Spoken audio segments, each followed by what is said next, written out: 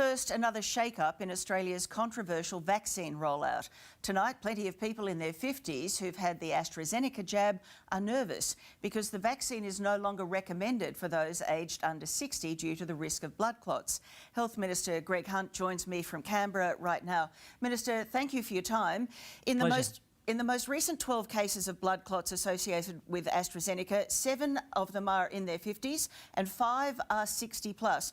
That's almost an equal risk. So how can you draw the line at 60? So we have very clear medical advice, and I do appreciate the points.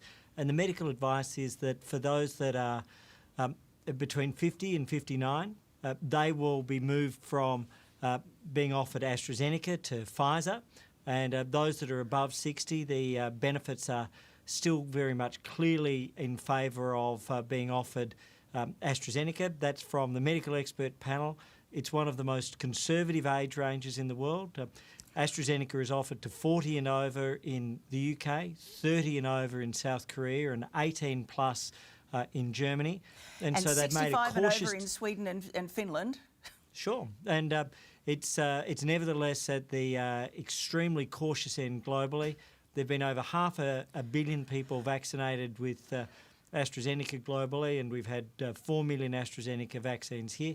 But critically, it is cautious, it is careful advice. We've accepted it immediately. We've immediately opened up Pfizer for 50 to 59s. And the advice also, which I think it is important to make, from Brendan Murphy, from Paul Kelly, from the Technical Advisory Group on Immunisation is, if you've had a first dose with AstraZeneca, please complete the second dose. It's what I've done, and I'm in that 50 to 59 age group, and it's considered to be safe and effective if you're having that second dose. But people who've just had the jab in their 50s are now being told that they're running a high risk, a much higher risk than they thought they were running. They'd be feeling nervous tonight, and they'd be wondering why you've taken so long to make this decision. Well, in fact, we received the advice at 12:50 today and stood up at 1:10 to share that advice with the nation. So sure, what we have is continuous review by arguably the best medical expert panel in the world. And the interesting thing is Professor Huon Tran at Alfred Hospital in Melbourne, one of the world's leading thrombosis experts, thinks that we're, because of our system, detecting more cases than almost any other country and being better able to treat than almost any other country. But nevertheless, we are being cautious, and because of the fact that we're in a low COVID environment, there have been 0 people that have died from COVID caught in Australia this year, but there are 2 million worldwide that have lost their lives.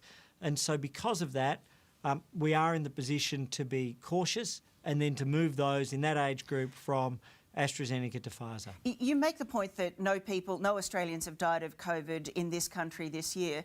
2 Australians have died of complications from the AstraZeneca vaccine. And given that the risk of COVID in Australia is so minimal, it's quite a hard call to expect people to roll the dice on this very unpredictable, it's impossible to know what your risk is, isn't it, of blood clots? Well, the risk has been set out in the advice from the Technical Advisory Group on immunisation, and their advice is, of course, if you are over 60, you have far greater risks from COVID, and as Brendan Murphy said today, if you're over 70 and you catch COVID, you can have up to a 1 in 10 chance of losing your life.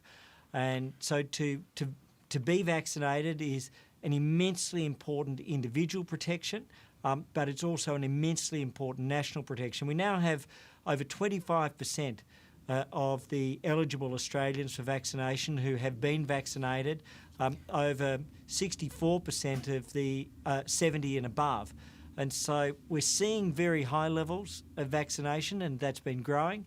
But yes, right throughout the pandemic, whether it's closing the border with China, whether it's been closing all the international borders, by following that medical advice early, that's what's kept us in a situation of 0 lives lost this year as opposed to 2 million worldwide, and that's what we've done again today. And it is a challenge. It's a challenge worldwide. Every day there are challenges. It's just that our challenges are mercifully far less than so much of the world faces. Aren't we getting to a point where we have 40 million Pfizer vaccines arriving in Australia by the end of the year, another 10 million Moderna vaccines arriving in Australia by the end of the year. Can't we give Australians a choice of what vaccine they take?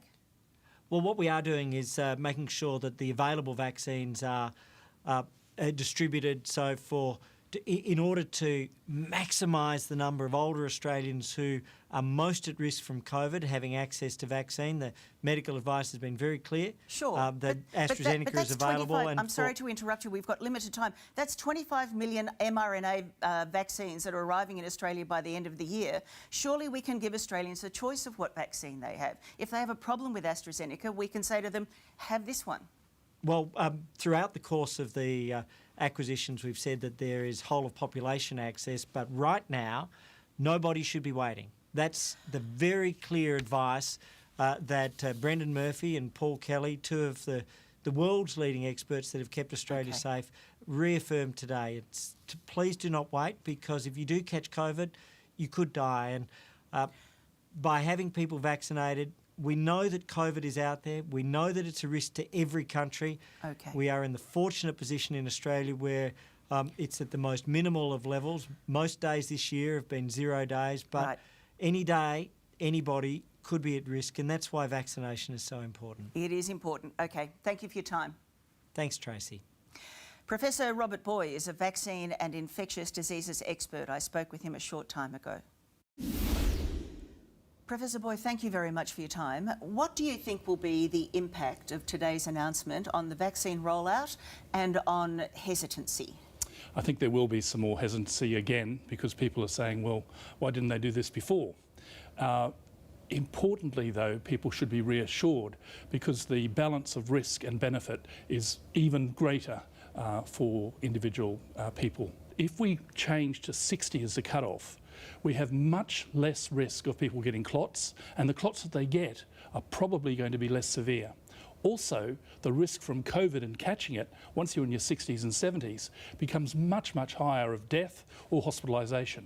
So by focusing on protecting people over 60 with a vaccine that won't give them, or has a very rare risk of giving them a side effect, we've got an improvement in the system. But we have hardly any risk of catching COVID in Australia because our international borders are closed. So it's quite a hard sell to say to people, hey, roll the dice on this random, unpredictable blood clotting syndrome, when effectively your chances of getting COVID in Australia right now are very slim. The risk right now for someone in Australia like you or me is tiny. So if you compare that risk with the risk from vaccine, you get a bit more worried about the vaccine. The risk of dying from the vaccine currently is about 1 in a million or less. With the changes being made, it'll become more like 1 in 3 million.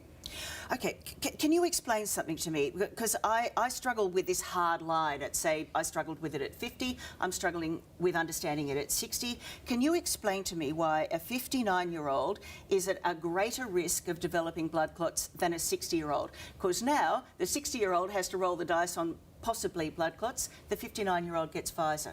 The truth of the statistics is that a 59-year-old is at very similar risk to a 60-year-old. But you have to draw a line, and you have to have a means by which you can regulate and deliver vaccination that people can understand. It's not, entirely logical, but you have to draw a line. Do you have to draw a line when we have 2 vaccines available in Australia? Can't we say to people, have the vaccine you want?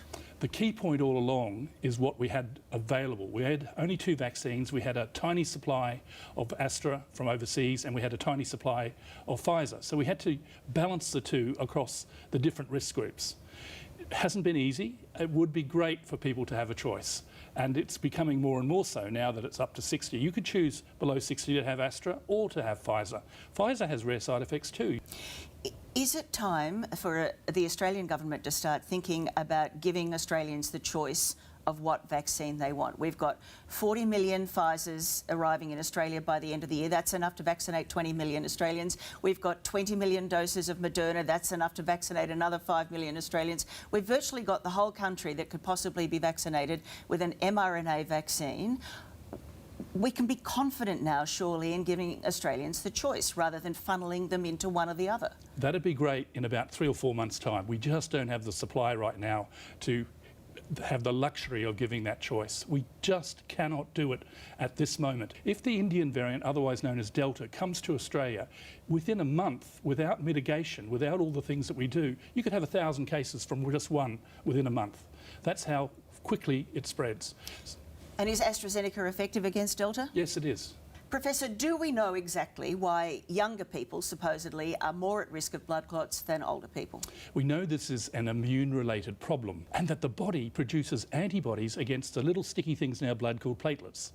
That is more likely to occur in a younger person with a more robust immune system. But for adults given vaccine, they can, 1 in 100,000, 1 in 50,000, maybe even 1 in 25,000, they can respond aberrantly by making antibodies against themselves, against the platelets, and it's more severe with a more robust immune system in a young adult. Okay, thank you for your time. Professor Robert Boy.